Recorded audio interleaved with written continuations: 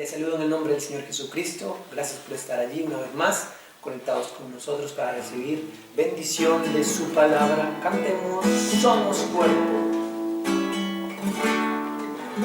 Recibí un nuevo corazón de Dios, corazón regenerado, corazón transformado, corazón que es inspirado por Jesús. Como fruto de este nuevo corazón, yo te doy la paz de Cristo, te bendigo mi hermano, cuán preciosa es nuestra comunión. Y somos cuerpo, así bien ajustado, totalmente ligado, unido, viviendo en amor, la familia donde no hay falsedades, viviendo en la verdad que expresa la gloria del Señor, la familia viviendo el compromiso del gran amor de Cristo. Necesito de ti, querido hermano.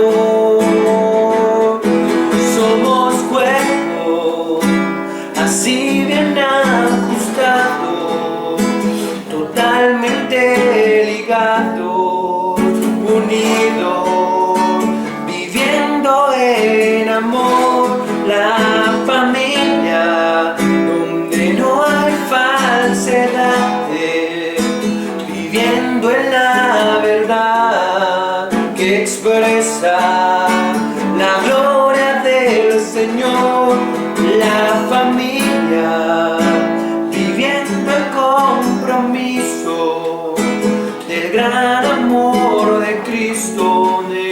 Necesito de ti, querido hermano, precioso es para mí, querido hermano, necesito de ti, querido hermano, precioso es para mí, querido hermano. Aleluya. Vamos a hacer una pequeña oración en esta tarde, porque rogamos al Señor Jesucristo que nos acompañe, que nos dé la dirección para hacer este servicio. Padre Celestial, inclinando nuestro rostro en una actitud de reverencia a ti, Señor Padre Celestial, porque Señor Jesucristo, tú nos has dado todo, nos has cubierto, Señor Padre, con tu sangre preciosa, y estamos contentos, Señor, estamos felices, Padre, de que tú, Padre, nos hagas parte, Señor, de tu novia, Padre Celestial.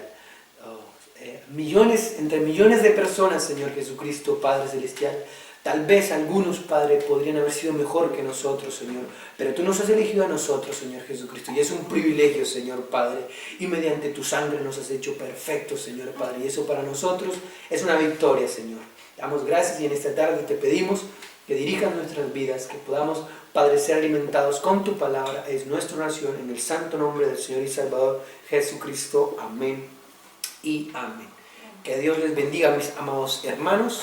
Vamos a cantar un par de himnos. Recuerden que en esta tarde estaremos trayendo la enseñanza de la Biblia, a seguir con la enseñanza de la Biblia.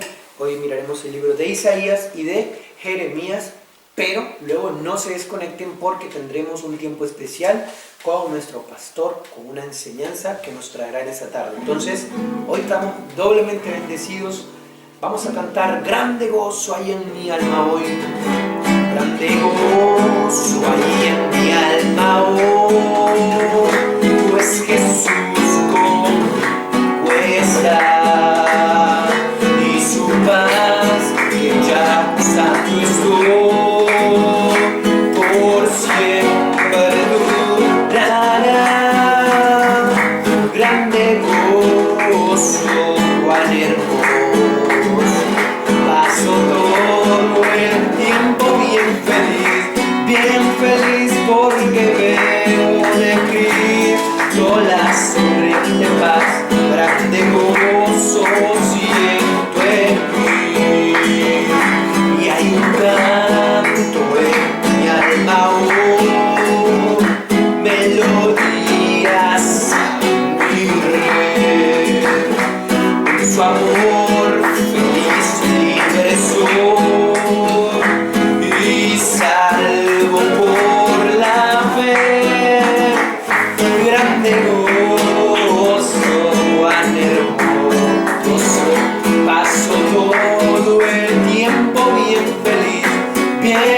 feliz porque veo de Cristo la sonrisa del paz, grande gozo siento en mí, paz divina y en mi alma hoy, porque Cristo me salvó.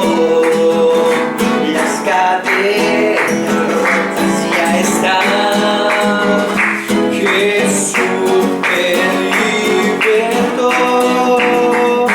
Grande gozo, cuán hermoso, paso todo el tiempo bien feliz porque veo de Cristo la sonrisa de paz, grande gozo siento en mí, gratitud y gratitud hay en mi alma hoy, y alabanzas a Jesús por su gracia, a la gloria voy, gozándome la luz, grande gozo, cuán hermoso, paso todo el tiempo bien feliz porque vengo de Cristo la sonrisa de paz, grande gozo siento en mí, y hasta tu casa sobre la roca que Jesucristo te ayudará, hazte tu casa sobre la roca que Jesucristo te ayudará, que vengan ríos que soplen viento, pero tu casa no caerá, que vengan ríos que soplen viento, pero tu casa no caerá. Venceré, porque Él está conmigo, venceré, porque conmigo está, venceré, vencerás, venceremos en el nombre del Señor, venceré, porque Él está conmigo, venceré, porque conmigo está, venceré, vencerás, venceremos en el nombre de Jesús. Una mirada de fe, una mirada de fe es la que puede salvar al pecador. Una mirada de fe, una mirada de fe es la que puede salvar al pecador. Y si tú vienes a Cristo Jesús, Él te perdonará, porque una mirada de fe es la que puede salvar al pecador. Y si tú vienes a Cristo Jesús, Él te perdonará, porque una mirada de fe es la que puede salvar al pecador. Aleluya. Yo sé que usted está contento en sus hogares. Estamos felices porque Dios nos ha dado su eterna palabra. Gloria al Señor. Sin más preámbulo, mis amados hermanos, vamos a cantar un cantito de adoración. Luego les invito a que vayan buscando en el libro de Santiago, Santiago 1, capítulo 1, leeremos el versículo 19 al 23. Vamos a cantar: si fui motivo de dolor, oh Cristo. Qué grande ha sido nuestro Dios con nosotros, mis amados hermanos. Los saludo una vez más, cada uno de ustedes, los que estaban ya conectados y los que se acaban de conectar, o los que nos van a ver a través de las semanas.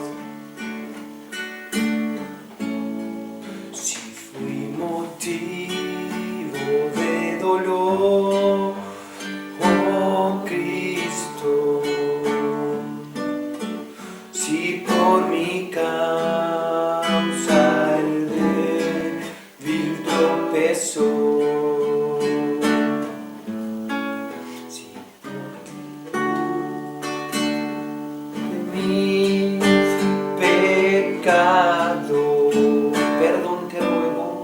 Perdón te ruego, mi Señor y Dios. Escucha, oh Dios, mi confesión humilde y líbrame de tentación sutil. Preserva siempre mi alma en tu rebaño. Perdón te ruego, mi Señor y Dios. Si vana y fútil mi palabra sigo, si al que sufría en su dolor dejé, no me condenes tú por mi pecado. Perdón te ruego, mi Señor y Dios. Escucha, oh Dios, mi confesión humilde y líbrame de tentación sutil. Preserva siempre mi alma en tu rebaño. Te ruego, mi Señor y Dios.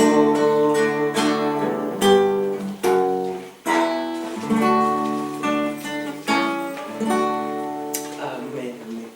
Gloria a Dios, gracias al Señor, mis amados hermanos. Vamos a leer su preciosa palabra en el libro de Santiago, capítulo 1. Leeremos del versículo 19 al 23 su palabra. Muy bien, Santiago, capítulo 1, versículo 19, leemos la palabra en el nombre del Señor Jesucristo. Por esto, mis amados hermanos, todo hombre sea pronto para oír, tardo para hablar, tardo para irarse. Porque la ira del hombre no obra la justicia de Dios, por lo cual, desechando toda inmundicia y abundancia de malicia, recibid con mansedumbre la palabra implantada, la cual puede salvar vuestras almas. Pero sed hacedores de la palabra y no tan solamente oidores, engañándoos a vosotros mismos. Porque si alguno es oidor de la palabra, pero no hacedor de ella, este es semejante al hombre que considera en un espejo su rostro natural. Gloria a Dios. Entonces vamos a ver los vídeos de los libros Isaías y Jeremías. Dios los bendiga, los dejamos con los vídeos. El libro del profeta Isaías. Isaías vivió en Jerusalén durante la segunda mitad del periodo del reino de Israel, y él habló a nombre de Dios a los líderes de Jerusalén y Judá. Primero que nada, él habló un mensaje sobre el juicio de Dios. Les advirtió a los líderes corruptos de Israel que su rebelión contra el pacto de Dios tendría un alto costo, que Dios usaría a los grandes imperios, el de Asiria y después el de Babilonia, para traer su juicio sobre Jerusalén si persistían en la idolatría y la opresión al pobre. Pero ese anuncio estaba combinado con un mensaje de esperanza. Isaías creía profundamente que Dios cumpliría un día todas sus promesas del pacto. Que Dios enviaría a un rey del linaje de David para establecer el reino de Dios. Recuerda 2 de Samuel 7. Que Él guiaría a Israel a la obediencia a todas las leyes del pacto que se hicieron en el monte Sinaí. Recuerda Éxodo capítulo 19. Y todo esto sería para que la bendición y la salvación de Dios fluyeran hacia todas las naciones, como Dios le prometió a Abraham en Génesis capítulo 12. Y esta es la esperanza que movió a Isaías a levantar la voz contra la corrupción y la idolatría de Israel en su tiempo. Ahora, el libro tiene un diseño literario bastante complejo, pero hay una manera sencilla de ver cómo encaja todo junto.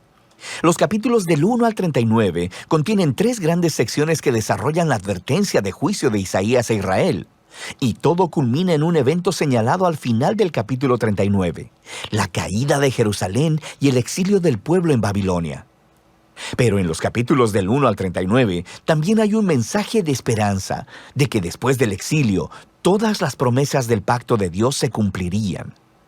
Y en los capítulos del 40 al 66 retoman esa promesa de esperanza y la desarrollan más. En este video solo nos enfocaremos en los capítulos 1 al 39. La primera sección principal se enfoca en la visión de juicio y de esperanza de Isaías para Jerusalén. Y comienza conforme Isaías acusa a los líderes de la ciudad de rebeldía contra el pacto, idolatría e injusticia. Y Dios dice que Él juzgará a la ciudad enviando a las naciones a conquistar a Israel. Isaías dice que esto será como un fuego purificador que acabará con todo lo que es indigno en Israel para crear una nueva Jerusalén que esté poblada por un remanente que se ha arrepentido y regresado a Dios. E Isaías dice que entonces será cuando el reino de Dios vendrá y todas las naciones vendrán al templo en Jerusalén y aprenderán de la justicia de Dios, produciendo un tiempo de paz universal y armonía. Ahora, esta narrativa básica del juicio sobre la vieja Jerusalén, purificándola en una nueva Jerusalén, será repetida una y otra vez a lo largo del libro, siendo cada vez más detallada. Entonces, en el centro de esta sección tenemos la gran visión de Isaías. Dios sentado en su trono en el templo, y Él está rodeado por estas criaturas celestiales que están exclamando que Dios es santo, santo, santo. E Isaías de repente se da cuenta de lo corruptos que son él y su pueblo, Israel. Y él está convencido de que va a ser destruido por la santidad de Dios, pero no es así. La santidad de Dios en la forma de un carbón encendido viene y lo quema, pero no para destruirlo, más bien lo purifica de su pecado. Y conforme Isaías medita en esta extraña experiencia, Dios lo envía a realizar una tarea muy difícil. Él debe seguir anunciando el juicio venidero. Pero debido a que Israel ha llegado al punto sin retorno, sus advertencias tendrán un efecto paradójico y endurecerán al pueblo. Pero Isaías debe confiar en el plan de Dios. Israel va a ser cortado como un árbol y abandonado como un tronco en el campo. Y ese tronco será quemado y calcinado. Pero después de toda esa quemazón, Dios dice que ese tocón ardiente es una semilla santa que sobrevivirá para el futuro. Es una pequeña señal de esperanza. Pero, ¿quién o qué es esa semilla santa? El resto de la sección ofrece una respuesta. Isaías confronta a Acaz, un descendiente de David y rey de Jerusalén, y anuncia su caída. Dios dice que es el gran imperio de Asiria quien primero derribará a Jerusalén y devastará la tierra, pero hay esperanza. Por la promesa de Dios a David, después de esta destrucción, Él enviará un nuevo rey llamado Emanuel, que significa Dios con nosotros. Y el reino de Emanuel liberará al pueblo de Dios de los imperios violentos y opresores. E Isaías describe a este rey venidero como un retoño nuevo que surgirá del viejo tronco de la familia de David. Y este rey es la semilla santa del capítulo 6, y el rey será empoderado por el Espíritu de Dios para gobernar sobre una nueva Jerusalén y traer justicia para los pobres. Y todas las naciones buscarán la guía de este rey mesiánico. Su reino transformará toda la creación trayendo paz. Ahora, terminamos los capítulos del 1 al 12 con un entendimiento bastante bueno del mensaje de juicio y de esperanza de Isaías. Pero, ¿cuándo sucederá todo esto? Isaías vio otro imperio levantándose después de Asiria, y este es Babilonia, quien también atacaría a Jerusalén, y de hecho tendría éxito en destruirla. Y eso nos lleva a las siguientes secciones del libro. Primero tenemos una gran colección de poemas que exploran el juicio de Dios y la esperanza para las naciones. Se nos enseña primero que nada sobre la caída de Babilonia y de los vecinos de Israel. Isaías podía ver que el poder mundial de Asiria sería un día reemplazado por el imperio de Babilonia, una nación todavía más destructiva y arrogante. Y los reyes de Babilonia decían que eran más grandes que todos los otros dioses, así que Dios promete hacer caer a Babilonia.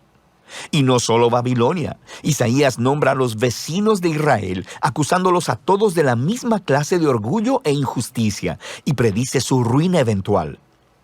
Pero recuerda, para Isaías, el juicio de Dios nunca es la última palabra, ni para Israel ni para las naciones. Y eso nos lleva a la siguiente sección, que es una serie de poemas que cuentan la historia de dos ciudades. Está la ciudad enaltecida, que se ha exaltado a sí misma por encima de Dios y se ha vuelto corrupta e injusta. La ciudad es un arquetipo de la humanidad rebelde y se describe con un lenguaje que se toma prestado de las descripciones anteriores de Isaías de Jerusalén, Asiria y Babilonia, puestas todas juntas. Esta ciudad está destinada a la ruina y un día será reemplazada por la nueva Jerusalén, donde Dios reina como rey sobre una humanidad redimida, proveniente de todas las naciones, y no hay más muerte o sufrimiento. Estos capítulos son el clímax de esa sección y muestran cómo el mensaje de Isaías apunta mucho más allá de su tiempo. Era un mensaje para todos los que están esperando que Dios traiga justicia sobre los reinos violentos y opresores, y que traiga su reino de justicia, paz y amor sanador. La siguiente sección regresa el enfoque al ascenso y al descenso de Jerusalén. Y primero encontramos un conjunto de poemas donde Isaías acusa a los líderes de Jerusalén de volverse a Egipto para obtener protección militar contra Asiria. Él sabe que ese tiro le saldrá por la culata, e Isaías dice que solo confiar en Dios y el arrepentimiento puede salvarlos ahora, lo que se ilustra con la historia del ascenso de Ezequías, rey de Jerusalén. Justo como predijo Isaías, los ejércitos asirios vienen e intentan atacar la ciudad. Así que Ezequías se humilla delante de Dios y ora por liberación divina, y la ciudad es salvada milagrosamente de un día para otro. Pero el ascenso de Ezequías es seguido inmediatamente por su caída.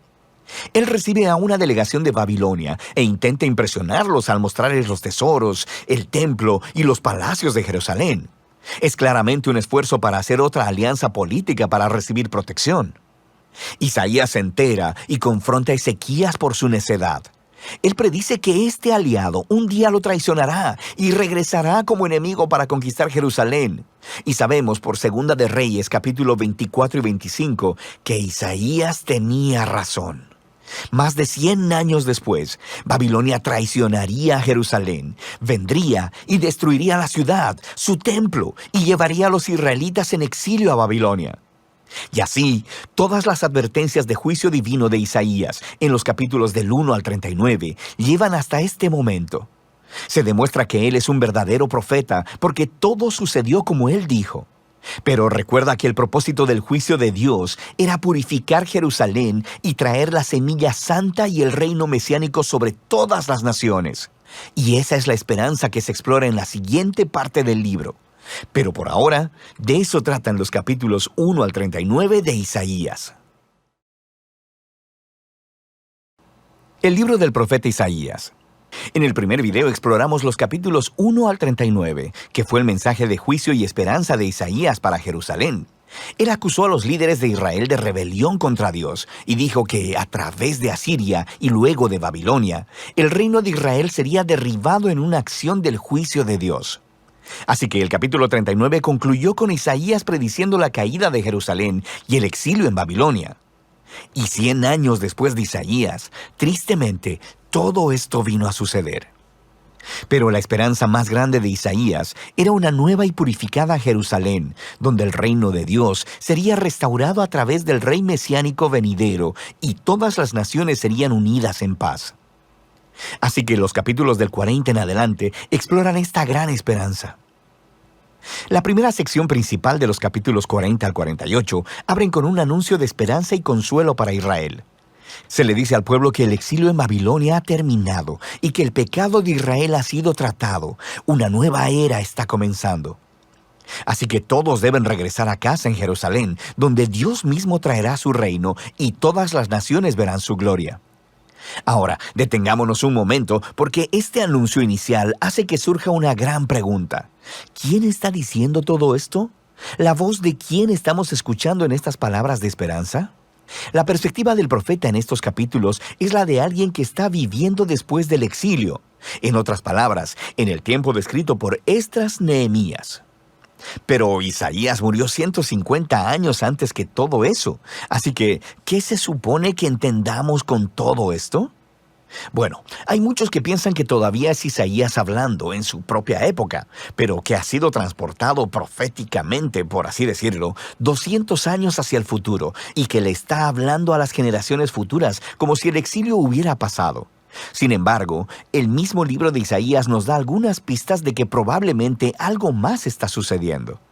En los capítulos 8, 29 y 30, se nos dice que después de que Isaías fue rechazado por los líderes de Israel, él escribió y selló en un rollo todos sus mensajes de juicio y esperanza, y que se los pasó a sus discípulos como testigos de los días que vendrían. Eventualmente, Isaías murió esperando que Dios vindicara sus palabras.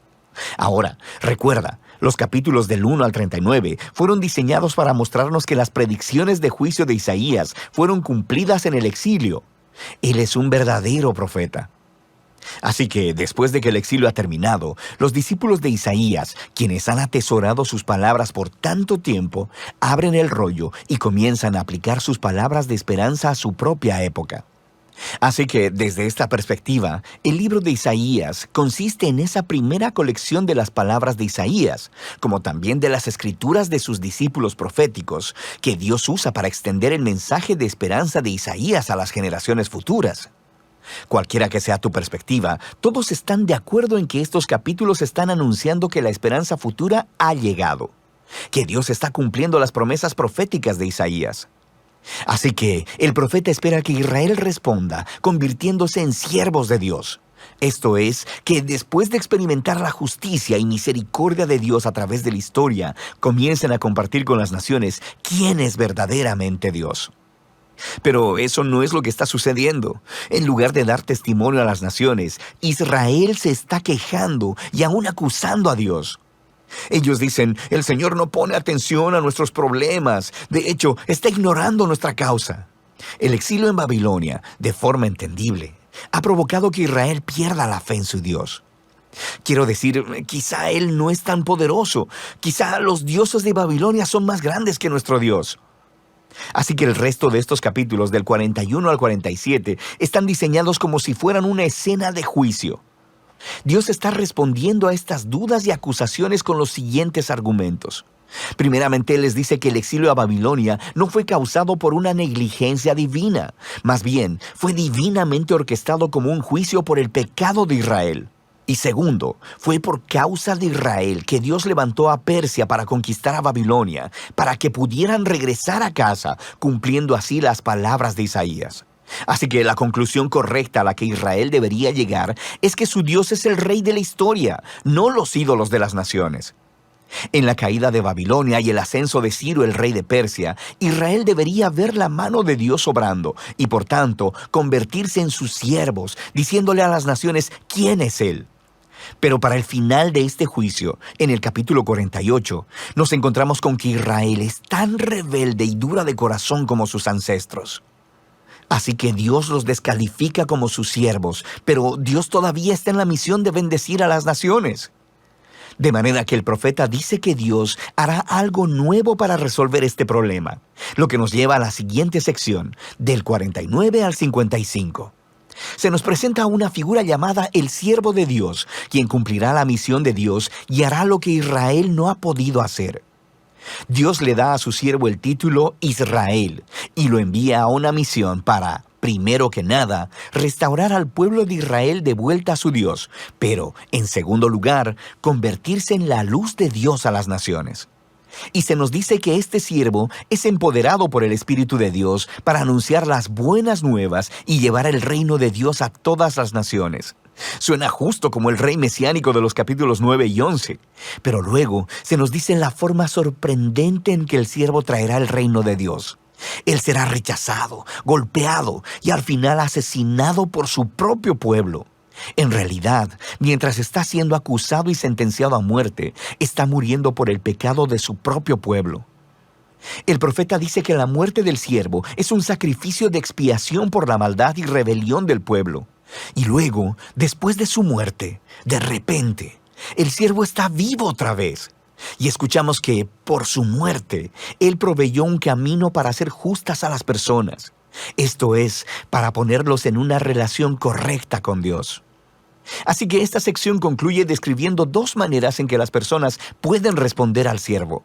Algunos responderán con humildad y se volverán de sus pecados y aceptarán lo que el siervo de Dios hizo a su favor. Estas personas son llamados los siervos y también la semilla. Recuerda la semilla santa del capítulo 6. Estos son los que experimentarán la bendición del reino mesiánico, pero hay otros a los que simplemente se les llama los impíos. Ellos rechazan tanto al siervo como a sus siervos, lo que nos lleva a la sección final del libro, del capítulo 56 al 66, donde los siervos heredan el reino de Dios. Estos capítulos están hermosamente diseñados con una simetría que une a todos los temas del libro. Justo en el centro están 3 hermosos poemas que describen cómo el siervo empoderado por el Espíritu está anunciando las buenas nuevas del reino de Dios a los pobres. Y él reafirma todas las promesas de esperanza que vimos en este libro. La nueva Jerusalén, habitada por los siervos de Dios, será el lugar desde donde la justicia, la misericordia y la bendición de Dios fluirán hacia todas las naciones del mundo. Y rodeando estos poemas están 2 largas oraciones de arrepentimiento, donde los siervos confiesan el pecado de Israel y se lamentan de toda la maldad que ven en el mundo que les rodea.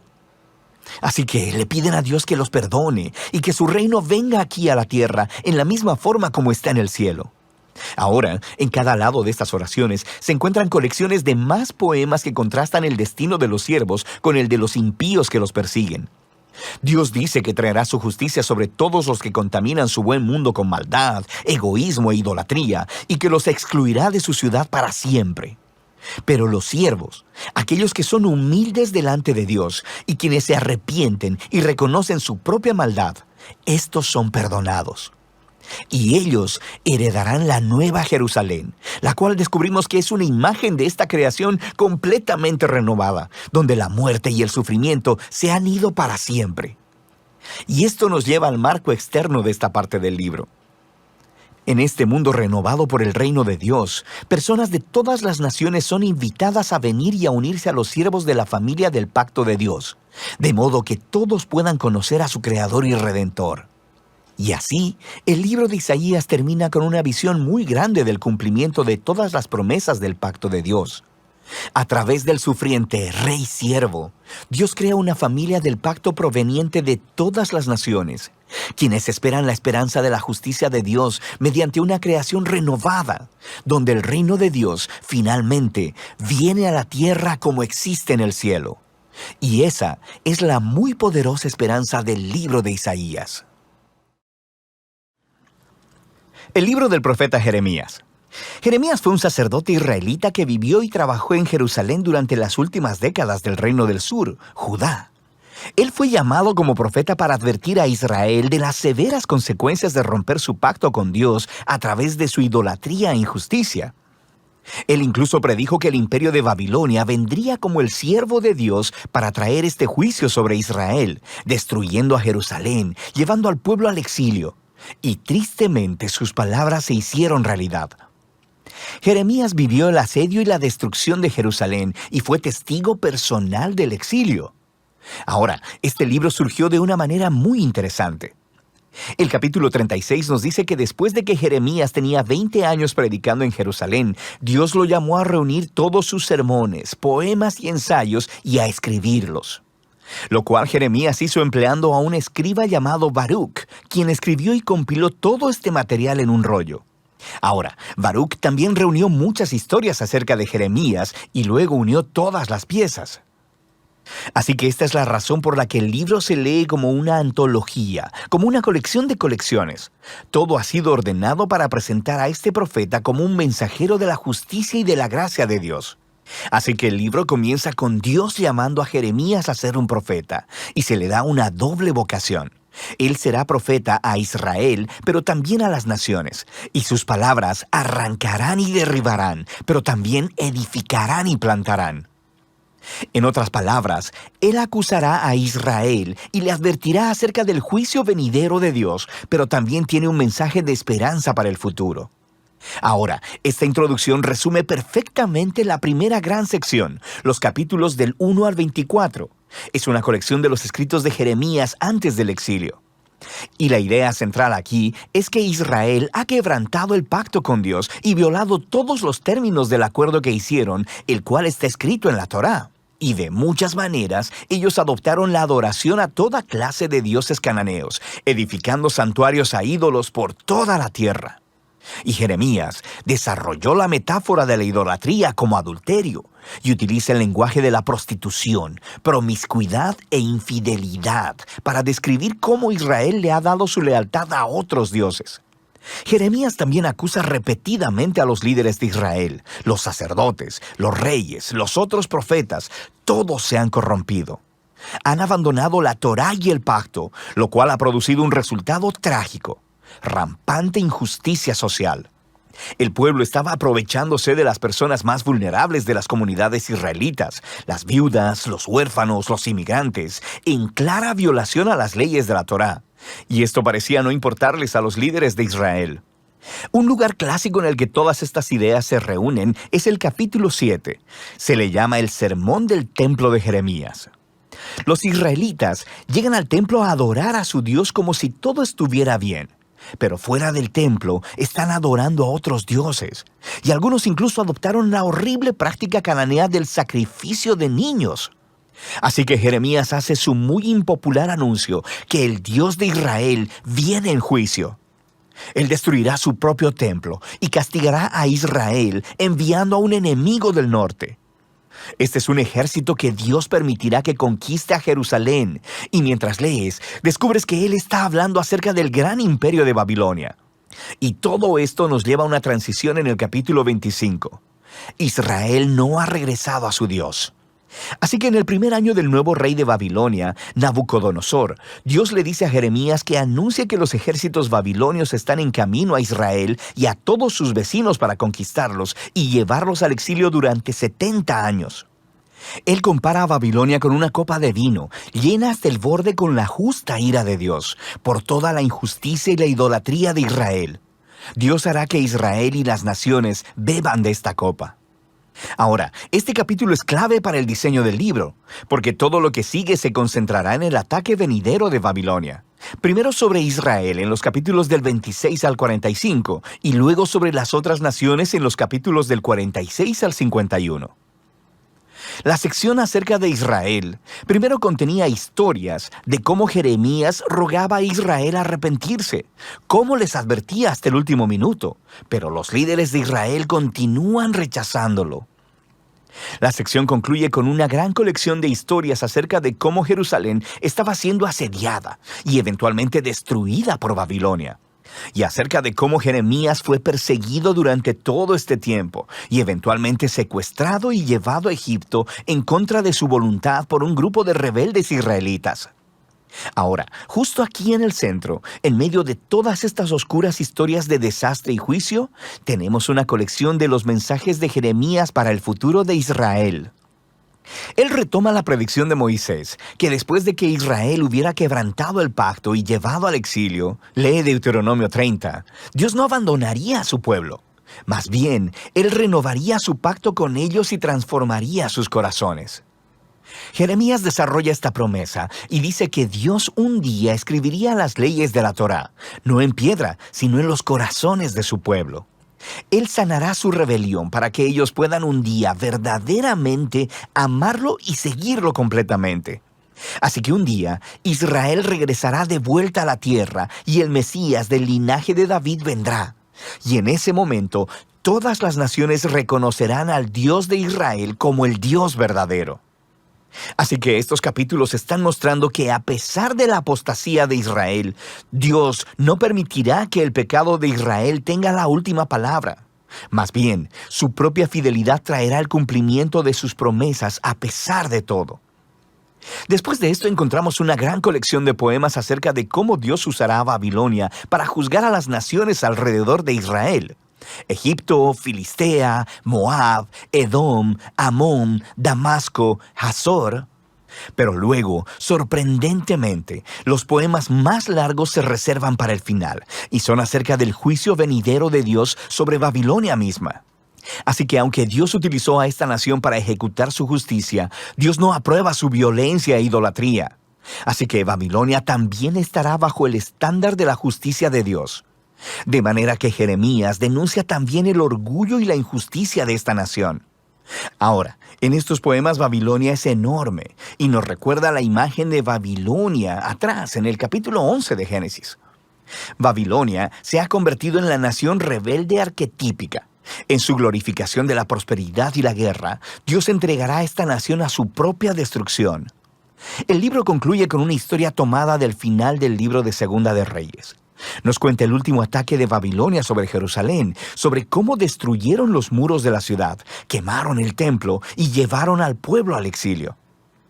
La historia muestra cómo se cumplieron las advertencias de juicio de Jeremías de los capítulos del 1 al 24. Pero luego, el capítulo termina con una breve historia acerca del rey israelita cautivo, Joaquín, el heredero del linaje de David. Y el rey de Babilonia lo libera de la prisión y le muestra su favor y le invita a comer en la mesa real por el resto de su vida. Y así es como termina el libro. Así que es un pequeño destello de esperanza y nos recuerda las promesas de esperanza de Jeremías en los capítulos 30 al 33. Dios no ha abandonado a su pueblo o la promesa de un rey venidero procedente del linaje de David. Así que, aunque este libro contiene una gran cantidad de advertencia y juicio, las últimas palabras concluyen con una nota de esperanza para el futuro. Y de eso trata el libro de Jeremías.